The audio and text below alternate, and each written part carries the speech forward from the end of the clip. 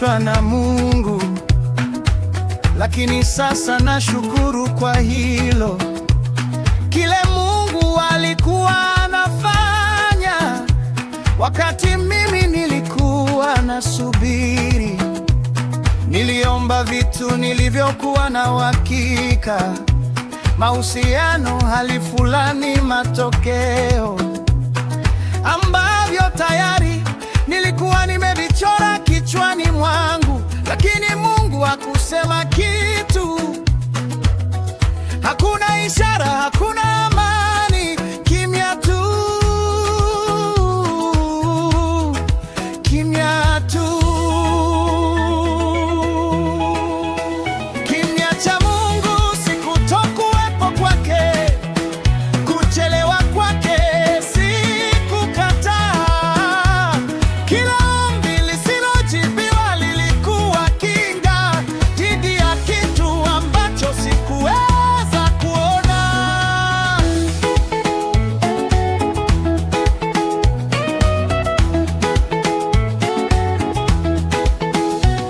Kila mlango uliofungwa ulikuwa unanizuia nisiingie mahali ambapo sikupaswa kuwa.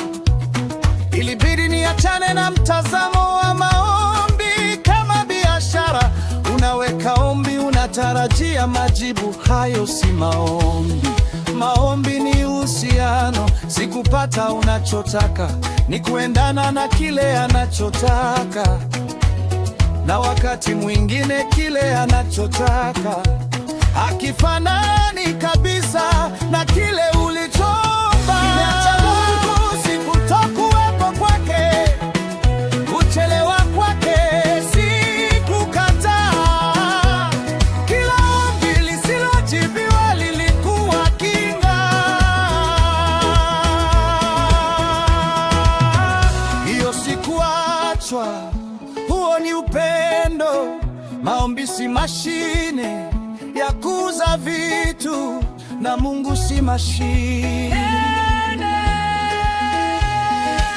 Wangojeao Bwana watapata nguvu mpya, watapaa juu kama tai, watapiga mbio hawatachoka, watatembea watazimia.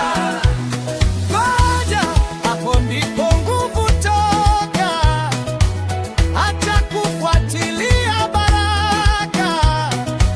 Mwamini mtoaji wa baraka, anajua anachofanya hata kwenye kimya. Zaidi sana kwenye kimya, zaidi sana kwenye kimya,